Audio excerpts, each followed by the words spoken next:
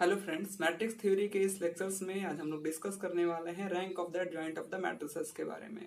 तो rank of the adjoints of the matrices एक बहुत ही इंपॉर्टेंट प्रॉपर्टीज है।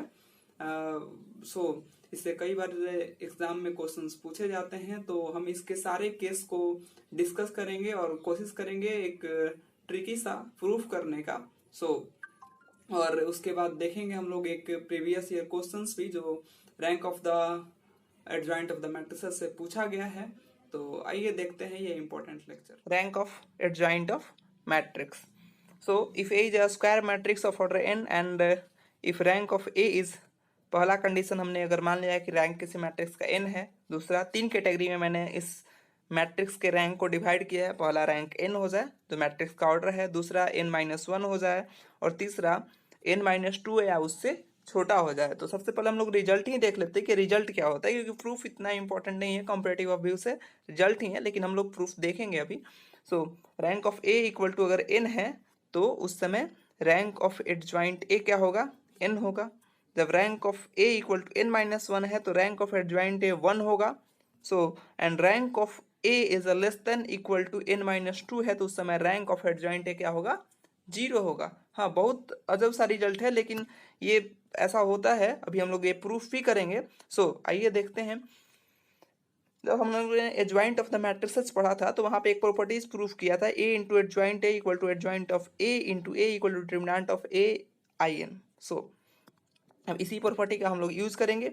चलिए, केस 1 सबसे पहले हमने क्या लिया कि rank of A equal to क्या है, n है। Rank of A equal to क्या मान लिया, n।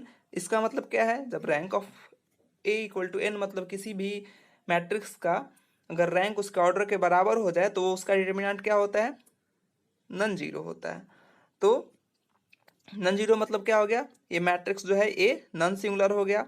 अब ये डिटर्मिनेंट नॉन सिंगुलर है तो ये भी पूरा मैट्रिक्स क्या हो गया, नॉन सिंगुलर, मतलब इसका भी डिटर्मिनेंट जीरो नहीं होगा, इसका भी डिटर्मिनेंट जीरो नहीं होगा। ये भी मतलब नॉन सिंगुलर मैट्रिक्स है, ये भी नॉन सिंगुलर मैट्रिक्स है। तो अगर दो नॉन सिंगुलर मैट्रिक्स का प्रोडक्ट, ये दो मैट्रिक्स का प्रोडक्ट अगर नॉन सिंगुलर आ रहा है, उसमें से एक मैट्रिक्स कन्फर्म कर दिया कि ये नॉन सिंगुलर है, तो ये भी मैट्रिक्स क्या होगा, नॉन सिंगुलर होगा। बहुत सिंपल सा प्रूफ है। तो then the adjoint of A is a non singular, so rank of adjoint of A is a n। ठीक है, चलिए अब हम सीधे आते हैं केस 3 पे। केस 2 को लास्ट में देखेंगे। Case 3 for rank of A is less than equal to n-2। अगर रैंक ऑफ ए क्या है, less than equal to n-2 है। अब रैंक किसी मैट्रिक्स का n-2 है तो अगर हम रैंक के डिफिनेशन से, पहले लेक्चर्स में जो डिफिनेशन हमने पढ़ा था, तो रैंक n-2 का क्या मतलब है, लेस देन n-2 का कि जो एक ऐसा सब मैट्रिक्स मिलेगा या तो वो n-2 के ऑर्डर का होगा या उससे छोटा होगा जिसका डिटर्मिनेंट नॉन जीरो होगा। लेकिन उससे बड़े जितने भी डिटर्मिनेंट होंगे, मतलब n-1 का अगर हम उसमें कोई भी सब मैट्रिक्स बनाए उस मैट्रिक्स में, तो उसका डिटर्मिनेंट क्या होगा, 0 होगा। So there exist a sub matrix of order B, sub matrix B of order less than equal to n-2 of A such that determinant B not equal to 0। Rank अगर इससे छोटा है तो एक ऐसा मैट्रिक्स एग्जिस्ट करेगा। That implies there exist a sub matrix C of order n-1 कि अगर n-2 या उससे छोटे वाले मैट्रिक्स का रैंक नॉन जीरो आएगा, क्योंकि रैंक n-2 से छोटा दिया हुआ है। अब ये जो मैट्रिक्स C है इसका डिटर्मिनेंट क्या हो जाएगा, ये 0 हो जाएगा, जो हमको ये सब मैट्रिक्स मिला था। अब हम निकालते हैं कोफैक्टर किसका, हर एक एलिमेंट का। तो कोफैक्टर कैसे निकालते हैं, कोफैक्टर निकालते हैं किसी एलिमेंट का, वो एलिमेंट जिस एलिमेंट का हम लोग निकालते हैं उस एलिमेंट में जिस पोजीशन पे होता है उसका रो और कॉलम हम लोग दोनों क्या करते हैं, डिलीट करते हैं। बाकी जो मैट्रिक्स बचता है स्क्वायर सब मैट्रिक्स, उसका हम लोग डिटर्मिनेंट निकालते हैं। पहले माइनस निकालते हैं, फिर कोफैक्टर्स निकालते हैं। तो जब हम किसी भी एलिमेंट का कोफैक्टर्स निकालेंगे तो क्या आएगा, एक n-1 का सब मैट्रिक्स आएगा, स्क्वायर सब मैट्रिक्स आएगा। लेकिन n-1 के किसी भी स्क्वायर सब मैट्रिक्स का क्या होगा, डिटर्मिनेंट 0 होगा, क्योंकि रैंक क्या है, less than equal to n-2 है।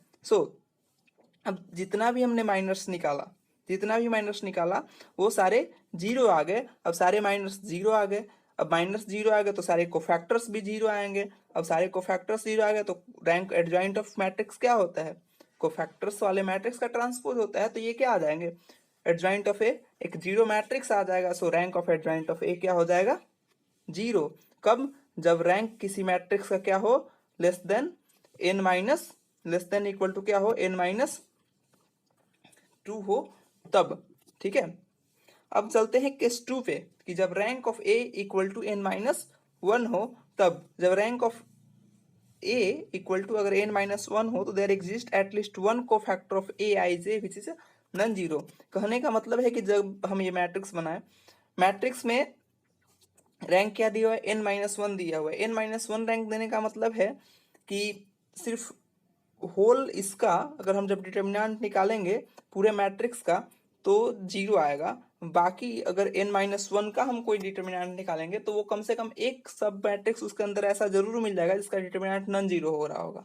ठीक है, ये पूरा डिफिनेशन है फर्स्ट लेक्चर्स में जो हम लोगों ने डिफिनेशन डिस्कस किया था कि what is the rank of matrices. ठीक है, तो वो पूरा बेसिक से डिस्कस हो रहा है यहाँ पे। तो एक कम से कम एक ऐसा स्क्वायर सब मैट्रिक्स जरूर मिल जाएगा जिसका डिटर्मिनेंट क्या होगा, नॉन जीरो होगा। तो वही लिखा है यहाँ पे कि there exist at least one cofactor of A I J in A is non zero, so adjoint of A. अब एडजॉइंट ऑफ ए क्या होता है, ट्रांसपोज होता है किसका, कोफैक्टर्स का। वो यहाँ पे लिखा है A I J denotes the cofactor. ठीक है, अब therefore rank of adjoint of A क्या होगा, ग्रेटर इक्वल टू 1, क्योंकि जब एडजॉइंट ऑफ ए निकालेंगे तो एक ठो कम से कम एकदम नेसेसरी है कि एक जो एंट्री आएगा वो क्या आएगा, नॉन जीरो आएगा। तो rank of A greater than equal to 1। So अब हमारे पास है क्या कि rank of A equal to n-1, ये हमें दिया हुआ है।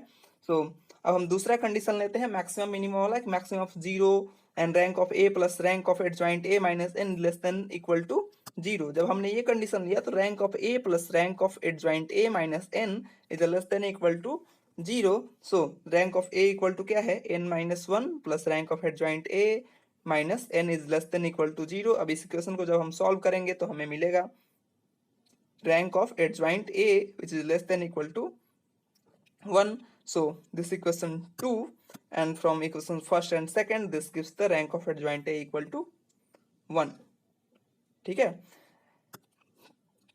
चलिए अब एक क्वेश्चन लेते हैं जो हैदराबाद सेंट्रल यूनिवर्सिटीज में 2016 में पूछा गया था कि let A B a square matrix and consider the following statement which of the correct or not.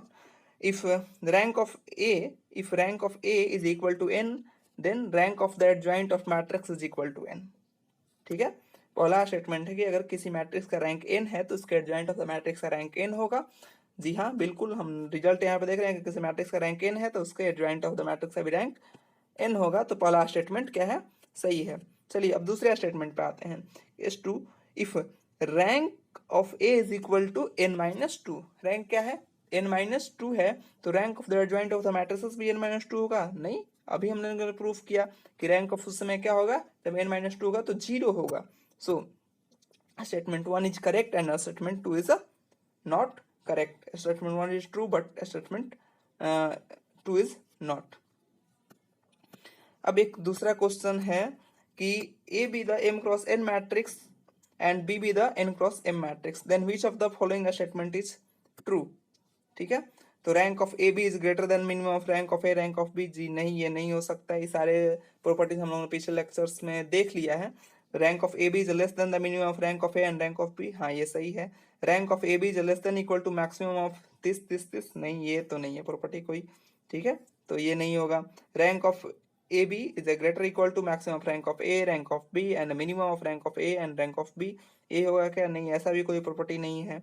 So property B जो है, ऑप्शन बी, वो ट्रू है। So thanks for watching this video. अगर ये आप सेम लेक्चर नोट्स चाहते हैं कि आपको मिले तो डिस्क्रिप्शन में आपको मेरे टेलीग्राम चैनल का लिंक मिल जाएगा, वहां से आप फाइंड कर सकते हैं। So thanks for watching this.